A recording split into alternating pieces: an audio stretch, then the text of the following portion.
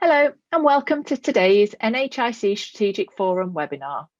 Today we'll be hearing from NHIC member Russell Smith, who will be talking on behalf of the CLC's RMI workstream and presenting the proposed National Retrofit Strategy.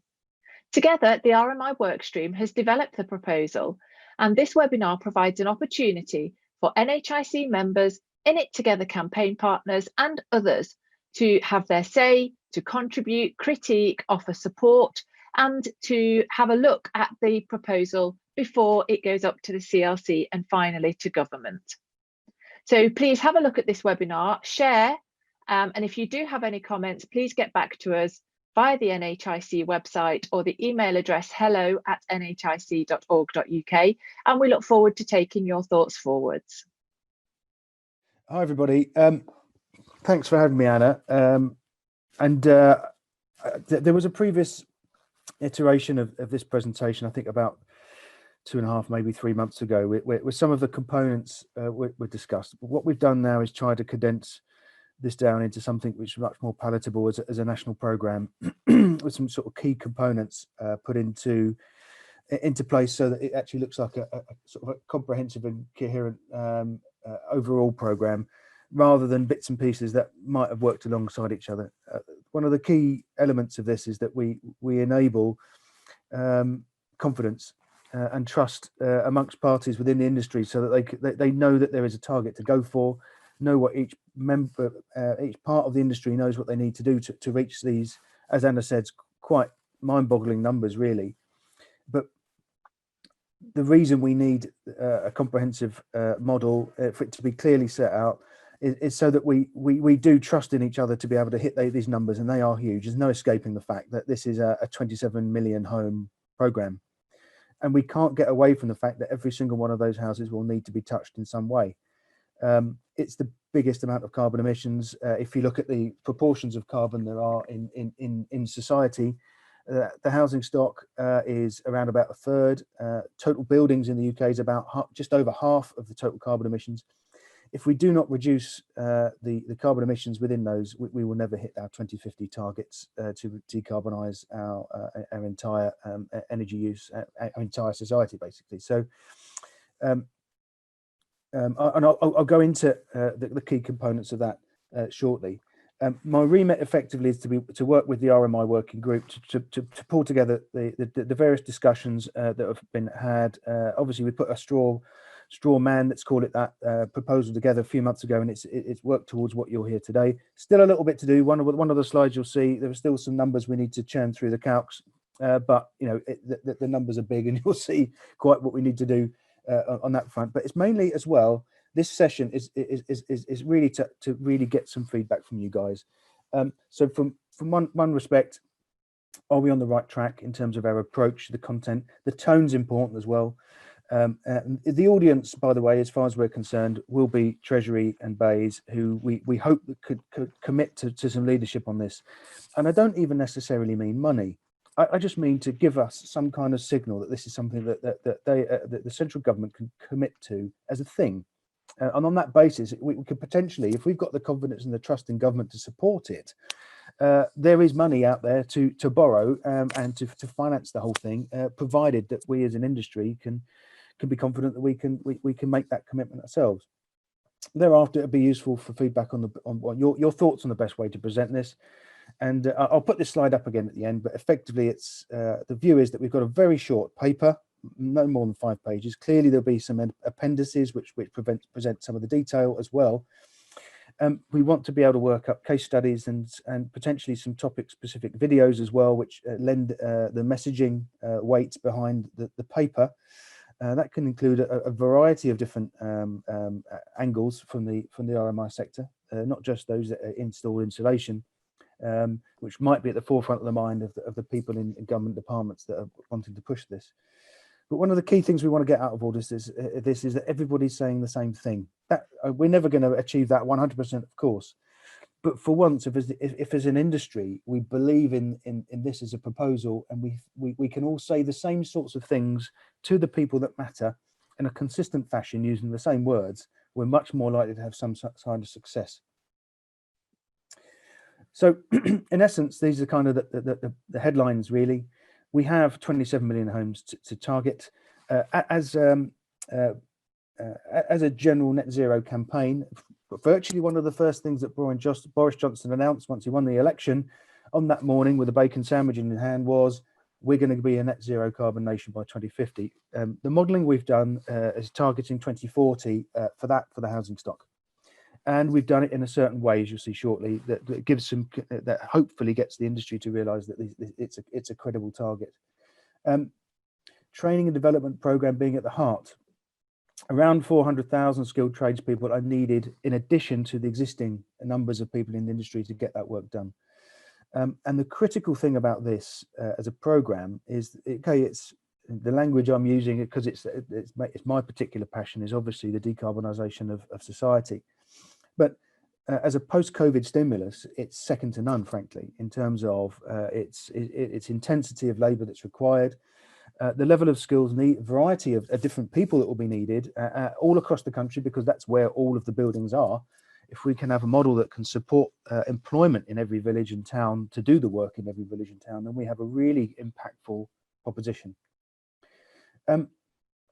One of the item 4 there is a vision of really what it would take to get everyone singing from the same hymn sheet. And our view is it's a central agency in a similar fashion to the way the Olympic Delivery Authority was set up, to lead, inspire householders and the industry to get behind what this looks like for the long term. Our view is to get this really kicked off. There's potential to bring in 120,000 direct and indirect, of course, new jobs just from year 1. But because we can't get going instantly, we never will be able to get going instantly. Yet we've got a big number to try and big number of properties to try and get going. If we're delaying the start of that, then we'll need more people. Hopefully, if that doesn't make sense, do ask me to clarify later. But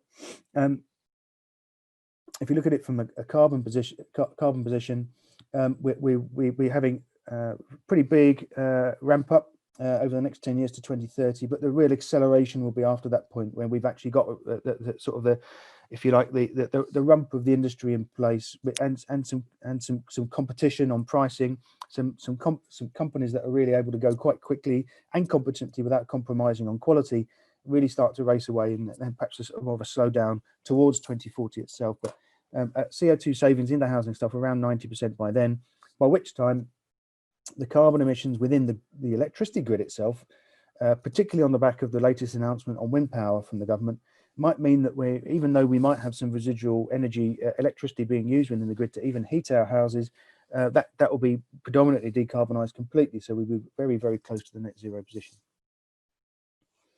So here are the interlocking components of what that overall programme needs, in our view. And the important thing to say right at this stage is, if you take any one of these away, we believe the whole thing will not work. And we've got many decades of evidence that that is the case, because of the way that previous schemes have been launched and attempted with only bits and pieces of the stuff that's on this slide. Whether it's a finance initiative like the Green Deal, or whether it's grants that aren't supported by marketing, or whether it's, as some of the challenges we're experiencing right now with the Green Homes Grant, an industry that isn't quite ready for the level of scale, yet we've got a lot of money available for householders who do want it, and the demand is there.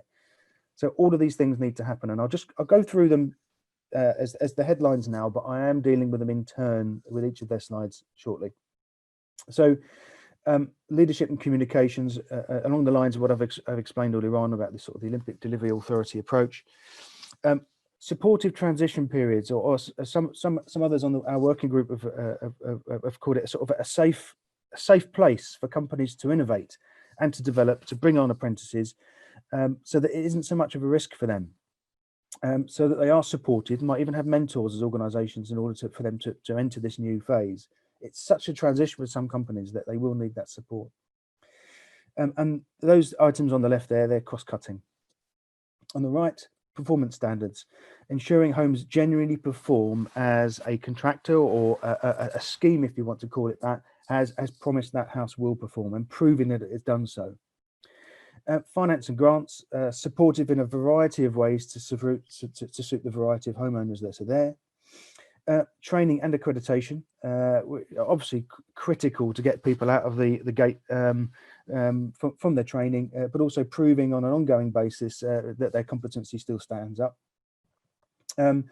Materials and equipment, supporting the industry that's there, that supplies materials and equipment to it, to provide them with the view of how many customers there will be and when, but also for it to come back the other way as well. What we don't want is the supply industry to be able to say, yes, we can do it, just bring us the demand and we'll be there, and when it comes, it ain't. So it's really trying to have a mature discussion on a very regular basis about how industry can scale up to suit those needs too. Or if they can't, we know they can't, and we can focus elsewhere. Creating customer demand, a comprehensive approach to make sure that every homeowner genuinely has a vision of what their home needs. And that, I think we can all agree, is not in the brain of every homeowner in the country right now. It's more than just sticking an advert on the telly to tell them they only need to boil 1 cup of water rather than the full kettle. This is the full vision of how we have an industry that really explains in a systematic fashion to every homeowner that a lot needs to happen, and it must happen. A compliance and quality regime as well, a cultural aspect to this to make sure every job is done to the right standards, not just done to satisfy the minimum. It needs to go way beyond that, and not really just in terms of actually the work itself, but the manner in which it's delivered as well, all the way through from the sale all the way through to the ongoing maintenance. So the strategy that underpins this is really for this output to be more of an S curve rather than a let's start now, and that's a mature way of thinking. It's a big target, there's a lot to do, but the idea is that we try and work it through in 4 phases. The first is to look at this in terms of how we would bolster the industry in a systematic way to make sure we've got the right skills in the right place at the right time, ready for the industry to really start building its output capability into the phase 2. Sort of phase 3 would be to go in full speed. We've got every aspect of our industry working very, very hard and accurately. And then the tail off for 2035 to 40 would be about trying to get the last few things, which for anybody that's done any work on deep retrofit, whole house retrofit knows, there's always some tough stuff at the end. And if we're dealing with 27 million buildings, there will be some of those buildings that are much harder to do, harder to get permission for even, and more difficult to get the right sort of skills to get that work done. So they're more likely to be the more expensive jobs as well. So those will be why that tails off there. But we'll also need to have a hard think about what happens even after that stage as well, because kids coming out of college now with the right skills in 2021, looking at that saying, okay, well, that's fine, I'll still be working in 2040. What's for me then? So that's where some of the thinking is yet to be done, if I'm honest, but there'll still be plenty of new houses being built at that stage, of course. The measures. Clearly what we've done here is analyse I'll say clearly, we modelled based on the English Housing Stock Condition Survey, the amount of energy efficiency measures that will be required over all of the housing stock in the UK. So we've used the English Housing Stock Condition Survey data as a basis and extrapolated up to the country. It isn't perfect, but what we are able to do is use the analysis we've done for various other parts of the country. So for instance, we have modelled every house in London, every house in Greater Manchester. We can go back and make sure that these figures are tempered in the right way on that basis. But here you can see, based on an S-curve deployment, there is obviously a bell curve on an annual basis for how much work will need to be done in there to get that vision realised. And you can start to see the numbers of measures that need to be installed on an annual basis through these periods as well. Now, I do have to revisit this as well in terms of deployment. So for instance, if there was a time and place in the future where there was a moratorium on installation of new gas boilers, for instance, into even existing properties, not just new build, we'd have to factor that into this situation. So there'd be more accelerated changes on heat pumps rather than gas boilers, etc. So these things, that work is being done, but we wanted to get something out there right now so that people can start to comment. But there are some big numbers you can see on the right hand side there, really, really big undertakings to be had. And this is, if you like, UK PLC's business plan. on the one hand, I know I'm saying that we need some government leadership. That's more on timing and commitment and knowing that this stuff is going to happen to give the industry some confidence. But actually, from a government investment perspective, and the work we've done with Leeds University here has shown that given that there is private finance available, the government doesn't need to invest all the money to make this work. So we're suggesting in the first year at least, it's a £10.75 billion programme. The government doesn't need to invest all of the money for that, provided the structure is there, the industry will support it and the training will come. We've got in a position for the government to put some money in for private investors to come along, and all the work with the Green Finance Institute at the moment on green mortgages and other mechanisms will come in, provided the offers are good and householders are willing to go for it. And we can start to really spell out the benefits that are available to the country as a result of this. And for a government investment of 4.4 billion to see government revenue go up by 6.03 billion, and that's just in the first year, we think this is obviously something that the government really ought to be going for. And why wouldn't they with these sorts of numbers? And clearly, it's only modelling; it's not real. We need to start very quickly proving that this stuff is reality. So the analysis will have to go on from day one to show this stuff is realised. But it doesn't just come from government revenue in pure terms as well.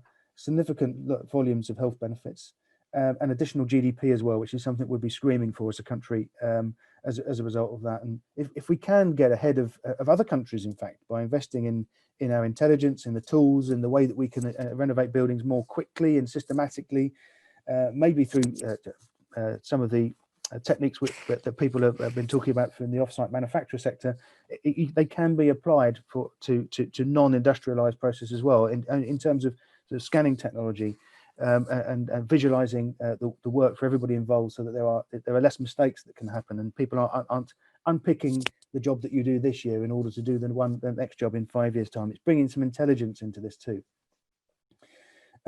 So these numbers in yellow here do have to be reworked based on the S-curve, but one thing I can be sure of, the modelling we've shown, it's a £523 billion programme to get to net zero for the housing stock by 2040. It's the minutiae of all the other benefits, how they are, if you like, spread out across that S-curve over those years that needs to be finalised.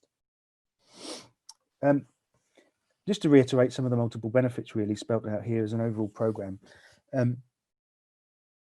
Obviously, every community benefits, as I've already said, but the revenues and net government surpluses, they are shown, as you can see here, to be real, provided that all these components are put in the right way. But cumulative benefits come from a lot of different places. Obviously, there's avoided carbon emissions, the improved health, comfort, air quality. You could argue that comfort is a fairly intangible thing, but Leeds University have a lot of backup data to show that the comfort actually brings a lot of additional benefit for mental health, not just the physical health that we've already itemised there, but there are benefits that can be measured on those sorts of bases as well. Energy bill savings, obviously that's a very tangible factor that can go straight into the pocket of the people that have done this work. Uncombined discounted benefits on that base of 254 billion by 2040 for those people that have done the work. And these provide significant chunks of the carbon budgets that the government committed to, that the Committee on Climate Change is policing them for. So things do stack up. And one of my personal worries over the years, though, has been that there are so many benefits to this. It could be one of the reasons why we haven't really committed to it, because everyone's thinking it just feels too good to be true. If anyone can give me a formula that helps get us around that particular issue, I'd love to hear it. So one thing I will say at this particular point, I know that we've focused on energy efficiency measures here, but one thing I would like to work with other members of the NHIC on is how we can make sure that we're not forgetting other measures that will work alongside this disruption that we're causing. Let's be honest about it. The things that we're going to be pulling apart in buildings, other things can go in at the same time. So we want to make sure that we're mentioning those particular things that can go in at the same time. In particular, Tom, I'm talking obviously about water efficiency measures that can go in. We haven't modelled that. We can't model that, but we shouldn't ignore them. So leadership and comms. I'm personally quite taken with this replication, if you want to call it that, of the Olympic Delivery Authority approach, and not just because it sounds a little bit sexy, but because actually it was a really good model on a practical level. It was great for setting up external comms, for bringing everybody on a central vision, but internally the communications were outstanding. It brought everybody that was part of that model into one place. It effectively enfranchised everybody that was part of that, whether they're an athlete or a volunteer. Every part of it, they knew what they had to do. They knew the message and they knew how to sell it, if you want to call it that. And I think one of the key parts of this is that this particular vision, given that we know that retrofit is best delivered locally, and there'll be more on that later, but effectively regional programs that enable the delivery agents in a particular area to understand that housing stock, those people that are looking to buy, what offers need to be made. But yet, with a central authority, there is a means for making sure that everyone is on message. And with my sort of retrofit works hat on, we already have a model that enables what we call advocacy organisations in a local area to be the central sort of campaign lead, if you like, for the retrofits. They are the people that get householders on board. They are the trusted intermediary, and we support and design local retrofit schemes using those advocates. And those advocates in this model would be almost like the games makers that, you know, they have got the T-shirt, they've got the logo, they're banging the tambourine, and they can really make this stuff work. Performance standards. The approach that's come out of our work is really to take this from a fabric first approach, mainly because it's a no-brainer, frankly, because it insulates us from all of the particular options. I know there's lots of debates going on about the value of hydrogen for heating homes and all this stuff, or whether it should be, you know, electrification of heating homes. Frankly, if you insulate a house, nobody cares. You've reduced the demand for heat in the first place, which for most homes is about 80% of the annual energy bill. If we've reduced that demand for heat in the first place, we can still have that debate and go on that basis. But if we don't start the fabric first approach now, we won't get there. We will want to make sure that technical building standards are obviously closely aligned with occupational standards, so that everyone ends up with in a position where professionals and trades know exactly what they're supposed to be working towards. And on that basis, then we can align ourselves with some of the existing policy levers that are out there, like the minimum energy efficiency standards, so that we can actually start pushing those a lot harder. And obviously, particularly with regard to MEES, we would encourage government to try and help local authorities to literally have the resources to police MEES in a much better way than they are at the moment, because they simply don't have the resources to do that. Finance and grants. I don't think I necessarily need to go into any more detail than I've already put out there, really, but we've just put some suggestions there. And I do realise that quite a lot of these suggestions on finance and grants are very political, and I don't really want to get into any of those bun fights, really. But we have done modelling based on modelling that shows that the benefit of things like a stamp duty rebate, for instance, that would incentivise a new buyer of a property to get stuff done as quickly as possible, so they can get a rebate on the stamp duty that they've already paid out on. Reduced VAT retrofit-led renovation. That's obviously a hot topic, something that many different stakeholders in the industry have been pushing on for a while. But of course, one that with our ongoing discussions as a country with the EU is potentially being rolled back. So that's one that is on the table, one that is very simple to administer, frankly. But also green mortgages are there as well. It doesn't need necessarily manifest the radical way of changing the way mortgages are administered. In fact, if you look at the way that the mortgages are priced right now, there is a lot of percentage added to people's repayments based on the fact that there is quite a lot of risk involved in over the life of a building, which the finance providers haven't got a handle on. When you are decarbonising a house, you're reducing the energy bill, you're improving the maintenance prospects, you are de-risking the repayment of that mortgage. So really, it does get us to a point where householders and banks could benefit similarly on the back of having a decarbonised housing stock. Training and accreditation. We've obviously talked about large numbers of trades being required. We also, if we're going to have an impartial advisor that sits with a householder, a retrofit coordinator that oversees all of this work, acts as an intermediary between them, finance providers, the schemes and the contractors, we're going to need a hell of a lot of those as well. So we think that if the retrofit delivery agency, whatever we think it's going to be called, has that vision, we're going to attract a vision for what the housing stock will need to be over the long term. It will attract the best people to come into this industry, not just those that potentially need that support right now as they come out of furlough into redundancy. You know, there are a lot of people with similarly aligned skills in other industries that could come across because they see this as something that could really make a big difference. But what we do need is a very clear route to work for trainees. At the moment, we don't really have that. And certainly, from I know narrowly what the retrofit sector is doing. And you know, if you are somebody coming, even if you wanted to leave school at 16 and try and pick a route through to do a job that you really quite like the look of, it's a complicated thing. And we need to make it really simple for people to be able to pick this as a sector they wish to work in. And I think one really big win that we've already had, for those of you who aren't aware, there's new apprenticeship standards that were launched in August, moving on from what was previously the National Apprenticeship Framework, which is very rigid. This is about saying, as an industry, we can come together and say, we think a newly qualified apprentice needs to look like this, and we believe they need to prove their stripes by doing X, Y, and Z. So we can decide that. It's not about time-based proving of your worth. It's about saying you can do the job, and as long as you can prove it, you can get working. And I think the apprenticeship approach is obviously a great way for getting the industry moving quite quickly, frankly. But we shouldn't ignore the final 2 points. We need to develop trainers, which is a bit difficult when we like all the best people to be doing the work, but they might be better in multiplying the personnel in the industry.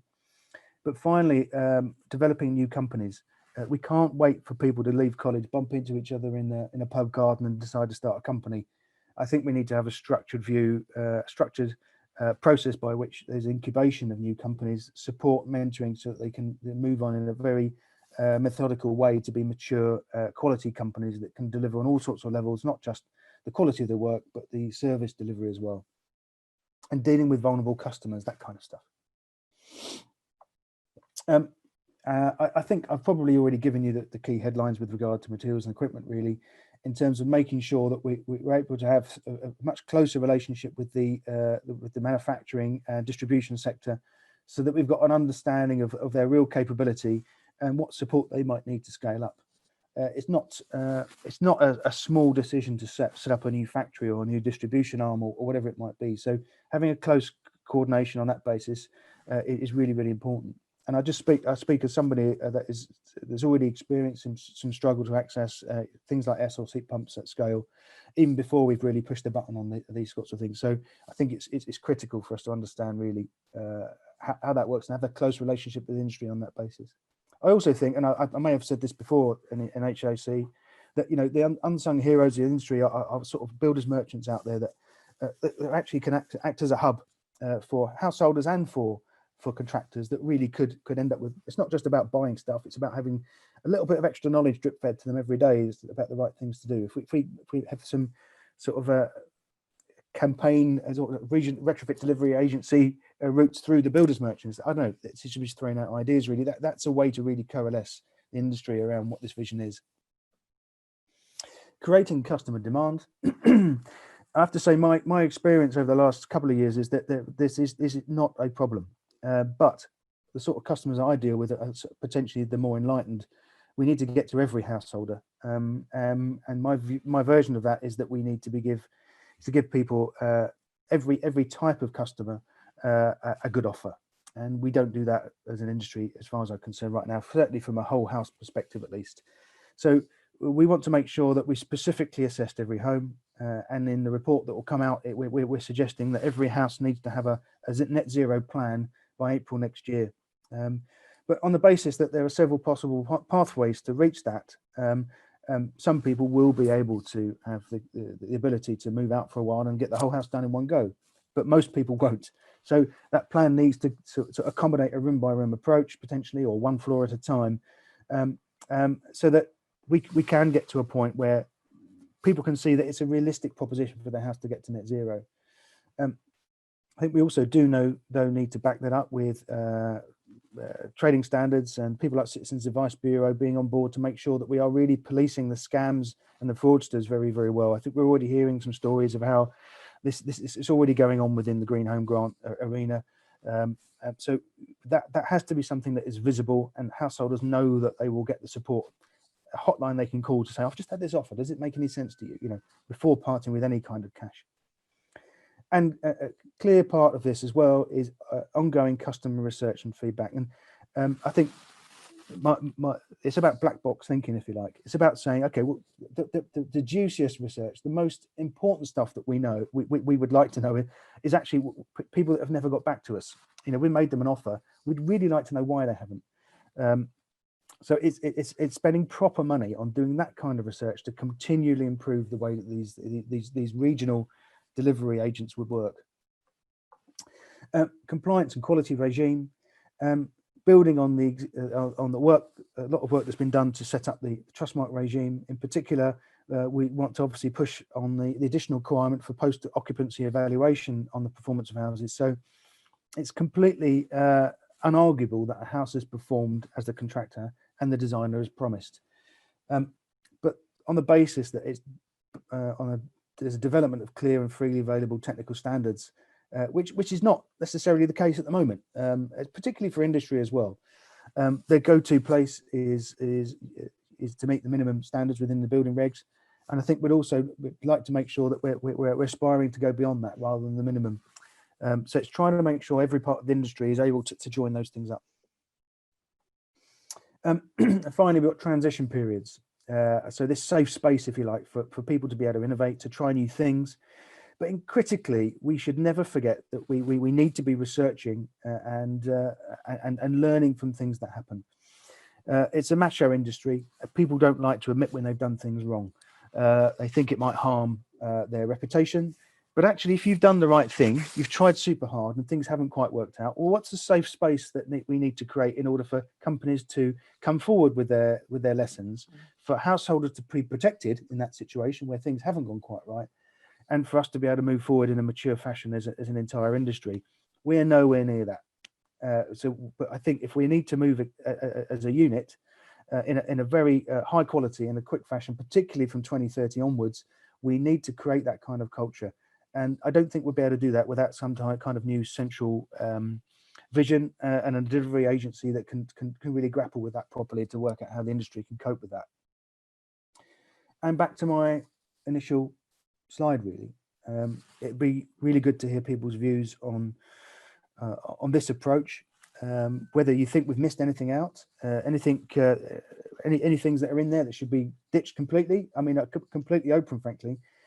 And the best way to present this, that's our view of that. I think I'd really mostly like to concentrate on one, really, but I'll be really very, very much open to suggestions on how to get this, because obviously what we've got to contend with is lots of other people going to government saying we want the money, please, for X, Y, and Z. But this, in my view, as somebody that's a climate change campaigner, there is nothing more important at all, particularly as you can overlay that with the multitude of benefits that we have here that could obviously improve radically on people's in-home health as well as climate change. So really, really interested to hear all the feedback there might be. Thank you. Russell, thank you very much. So I think I've picked up just a few things, and if anybody does have any questions, please do put them in the chat on the right-hand side of the screen. But you talked about decarbonisation of society and this the ability of domestic refurbishment and home improvements to be a nationwide post-COVID stimulus. And that's something that having worked in construction for nearly 25 years, construction, and especially domestic RMI, is such a passion because it can affect every household, every person living in this nation. If they've got a better home to be healthy in, to have vibrant lives, and make proud their communities, it's a game changer on every sense. And I think that's fantastic that you've woven that in, and that the strategy. I mean, you know, I did 10 years, as you know, 10 years at BRE, and I'm a scientist by background, my degree in chemistry, having evidence-based way of using established and trusted data in the strategy, a whole house net zero carbon plan, allowing the consumer to make the choice on whether it's whole house, whole Really important. room by room, but they've got a plan, which so many of us lack. The fact that it's fabric first, you know, it's better to reduce your need before you start wondering about where you're going to get that demand from. And also the fact that the proposal is performance based rather than prescriptive around product or process, I think fantastic. So that allows industry to develop their own ways forward, whether it be on-site, off-site, this type of thing, that type of thing, whatever. I think fabulous, for me, fabulous. And it again ties in with competency, compliance and quality, carbon driven. I know you referenced the fact that we need to look at all aspects of carbon on this rather than just energy, and the fact that this can be consumer led, but it needs good communication and leadership around the creation of the retrofit delivery agency or something along those lines, like the Olympic Delivery Authority, which I thought was for me, I think it's fantastic work, and I just want to congratulate you and the guys up at Leeds and the rest of the team on the RMI work stream that have pulled all of this together, and thank you for presenting it today. I'm going to stop the recording, and that then just allows us to ask some questions from the floor.